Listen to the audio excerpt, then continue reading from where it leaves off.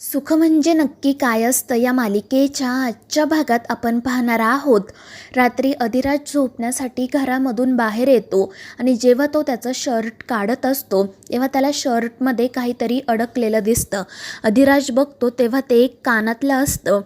त्याकडे बघून अधिराजला आठवतं की मगाशी जेव्हा नित्याने त्याला मिठी मारली होती तेव्हाच तिच्या कानातलं त्याच्या शर्टमध्ये अडकलं होतं आणि मग तो त्या कानातल्याकडे बघतच राहतो.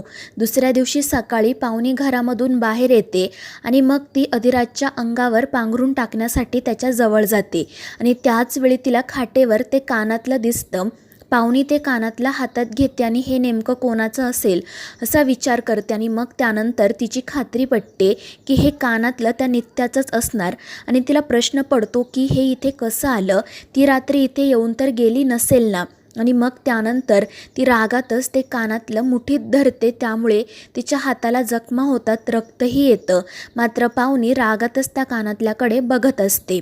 दुसरीकडे नित्या राजमाला आवाज देत विचारत असते की काय झालंय, कुठे गेली आहेस तू आणि मला इथे का उभं केलंय. आणि मग तितक्यात राजमा त्या ठिकाणी येते. नित्या तिला विचारत असते की हे काय चाललंय तुझं, तर राजमा तिला गप्प बसायला सांगते आणि मग ती नित्याची दृष्ट काढते. नित्या तिला विचारत असते की तू माझी दृष्ट का काढलीस आणि त्यावर राजमा तिला इशारा करून सांगते की तू काल कार्यक्रमाला गेली होती आणि त्या ठिकाणी खूप लोक होते, त्यांची तुला नजर लागू नये म्हणून. आणि ते ऐकून नित्याला हसू येतं. ती राजमाला म्हणते की तुझ्यासारखी काळजी तर माझ्या आईने सुद्धा केली नाही. तर राजमा म्हणते पण मी आहे ना. आणि त्यावर नित्या हसतच म्हणते हो ग, तूच आहे माझी आई. आणि मग त्या प्रेमाने एकमेकांना मिठी मारतात. दुसरीकडे पाहुणी खूप चिडलेली असते. ती मनाशी म्हणत असते की त्या नित्या अधिकारीला इतक्या वेळा समजावलं आहे, तरीसुद्धा ती मांजरीसारखी नेहमी माझ्या वाटेत आडवी येत असते. याआधीसुद्धा तिने राजला माझ्याकडून हिसकावून घेतलं आणि आतासुद्धा ती तेच करण्याचा प्रयत्न करते, पण आता मी असं काही होऊ देणार नाही. आणि मग त्यानंतर ती विचार करते की काही करून घरातल्यांना आधी माझ्या बाजूने वळवावं लागेल आणि लवकरात लवकर राजसोबत लग्न करावं लागेल. आणि त्याचवेळी तिला घरातून आई आवाज देतात, मात्र ती काही घरात जात नाही. त्यामुळे मग राज बाहेर येतो. तो पाहुणीला म्हणत असतो की अगं इथे काय करतेस तू, चल आतमध्ये सगळेजण जेवणासाठी तुझी वाट बघत आहेत. आईडीने आमरस केलाय. मात्र पाहुणी म्हणते की मला जेवण करायचं नाही. तर राज म्हणतो की असं कसं, घरात आमरस आहे आणि तू जेवणार नाही. आणि मग तो तिचा हात पकडून तिला आतमध्ये घेऊन जाण्यासाठी निघतो. पण पाहुणी जोरात त्याचा हात झिडकारते आणि मोठ्याने ओरडते की तुला एकदा सांगितलेलं कळत नाहीये का, मला जेवायचं नाही म्हणून. आणि तिचं असं वागणं बघून अधिराजला तर धक्काच बसतो. तिच्या आवाजाने घरातील इतर सगळेजणही बाहेर येतात आणि तिला नेमकं काय झालं आहे ते विचारतात. तर पाहुणी म्हणत असते की आता बास झालं, आता मी जास्त वेळ वाट बघू शकत नाही. त्यावर तात्या म्हणतात अगं पण नेमकं झालंय काय. आणि त्यावेळी पाहुणी म्हणते की तात्या तुम्ही तर मला सांगितलं होतं ना की तुम्ही लवकरात लवकर माझ्या आणि राजच्या लग्नाचं मुहूर्त काढाल, मग आता काय झालं. त्यावर तात्या म्हणतात की अगं हो, मी जाणार आहे गुरुजींकडे. तर पाहुणी म्हणते पण कधी, आता मी गप्प बसणार नाही, एवढं लक्षात ठेवा. तर दुसरीकडे नित्या जेव्हा तिच्या रूममध्ये जाते तेव्हा तिला तिच्या बेडवर ईशानच्या नावाचा एक चेक आणि गुलाबाचं एक फूल ठेवलेलं दिसतं आणि ते बघून नित्या खूप चिडते. ती मोठमोठ्याने ईशानला आवाज देत त्या ठिकाणी बोलावून घेते. ती म्हणते की हा काय नॉनसेन्सपणा आहे. आणि त्यावेळी ईशान नाटक करत म्हणतो की हा ब्लँक चेक आहे, माझी जेवढी किंमत आहे तेवढी तू यावर टाक. आणि त्यावर नित्या लगेच त्या चेकवर 1 कोटी असं लिहिते आणि तो चेक ईशानकडे देते. तर ईशान म्हणतो हे काय आहे, माझी किंमत फक्त 1 कोटी आहे का. त्यावर नित्या म्हणते की खरं तर माझ्या नजरेत तुझी किंमत 0 आहे, पण हे 1 कोटी रुपये तुझी सॅलरी आहे असं समज, कारण इथे येऊन तू खूप काम केलं आहेस ना. आणि ते ऐकून ईशान चिडतो, पण तरीही तो नाटक करत नित्याला म्हणत असतो की नित्या तू प्लीज मला समजून घे. मात्र नित्या त्याचं काही ऐकत नाही आणि ती त्या गुलाबाच्या फुलाकडे बघत म्हणते की हे फूल इथे ठेवताना तुझ्या मनात जो विचार आला होता ना, तो विचार काढून टाकायचा आणि हवं तर तो विचार काढून टाकण्यासाठीचीच ही किंमत आहे असं समज. आणि मग ती तिथून जाण्यासाठी निघते. मात्र ईशान तिचा हात पकडत तिला थांबवतो. नित्या खूप चिडते, त्यामुळे तो तिचा हात सोडून देतो. तर ईशान म्हणत असतो की नित्या हा चेक तुझ्याकडेच ठेव, आणि त्या अधिराजला तुझ्या मनातून काढून टाक. त्यामुळे नित्या मोठ्याने त्याच्यावर ओरडते. ती म्हणते की माझ्या पर्सनल गोष्टींबद्दल बोलण्याचा तुला कोणताही अधिकार नाही आहे. तर ईशान म्हणतो असं कसं नित्या, तो अधिराज तुला इतकी वाईट वागणूक देत आहे पण तरीसुद्धा तू त्याच्याच मागे पुढे करतेस आणि हे मला अजिबात बघवत नाही. जर तो तुझ्याशी इतका वाईट वागूनही तू त्याला तुझ्या मनातून काढू शकत नसली तर मग मी तुला माझ्या मनातून कसं काढू. तू हे खरंच खूप चुकीचं करत आहेस. मात्र नित्या त्याचं काही ऐकून घेत नाही आणि ती तेथून निघून जाते. तर ईशान हसतच तो 1 कोटीचा चेक त्याच्या खिशात ठेवतो. तर दुसरीकडे अधिराज, तात्या आणि आई पावनीला समजवण्याचा प्रयत्न करत असतात.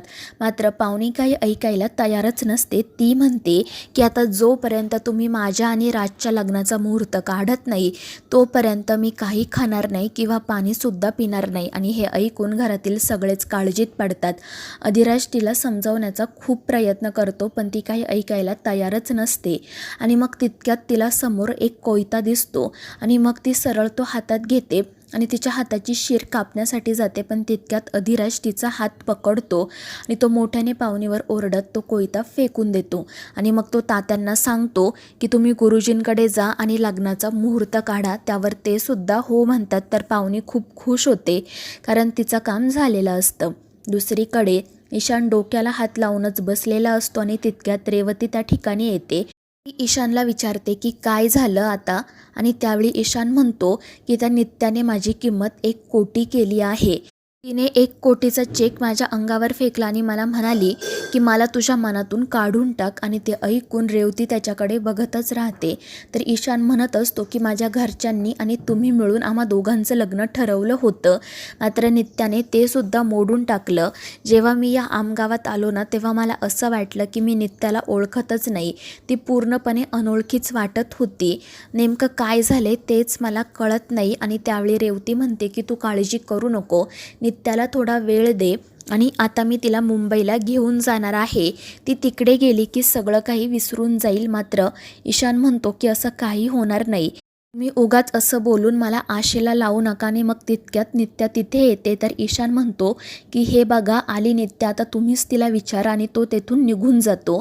तर रेवती नित्याला विचारत असते की हे काय चाललंय तुझं, तू तुझं आणि ईशानचं लग्न का मोडलंस. आणि त्यावर नित्या म्हणते की मम्मा तुला माहीत नाही, या ईशानने अधिराजचे पैसे लाटले आणि याबद्दल मला काही माहिती नव्हतं.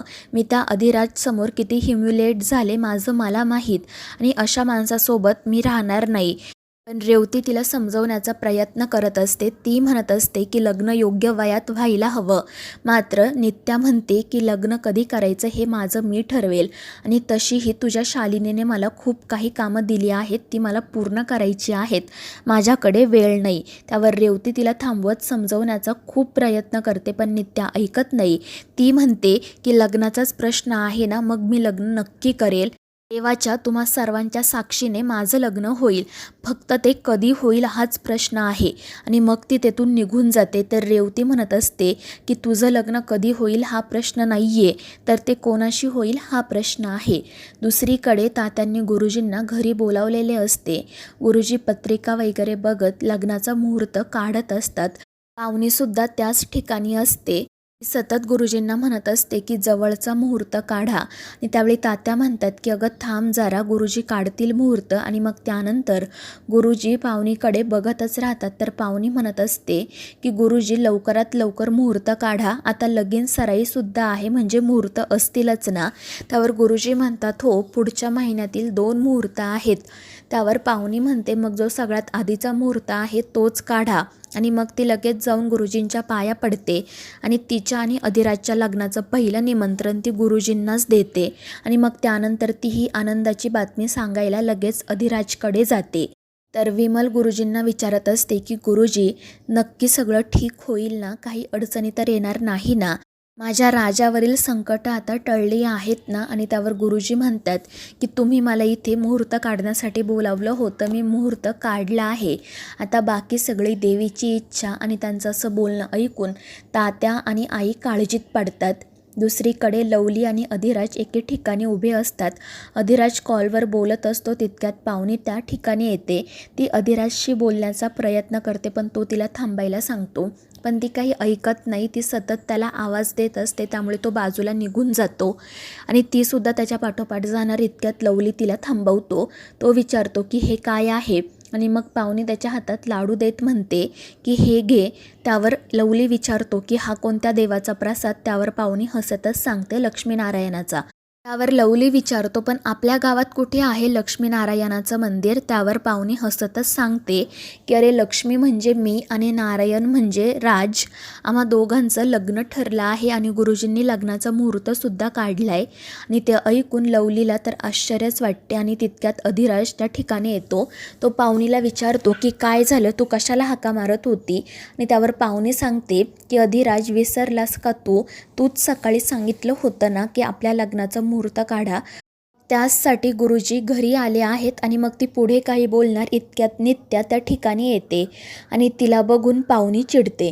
तर नित्या विचारत असते की पाहुणी कशी आहेस तू. मात्र पाहुणी रागातच म्हणते की तू येण्याच्या आधी मी ठीक होते पण आता नाही आहे. आणि मग ती काही गरज नसताना नित्याला सगळ्यांसमोर वाईट साईड बोलायला सुरुवात करते. ती म्हणत असते की तुला एकदा सांगितलेलं कळत नाही का गं, तू सतत आमच्यामध्ये का येत असते. तू जेव्हापासून आमच्या आयुष्यात आली आहेस ना तेव्हापासूनच आमच्यावर संकटांची मालिका सुरू झाली आहे. तू खरंच पनौती आहेस, तुझ्यामुळे आमच्या आयुष्यात काही चांगलं होत नाही.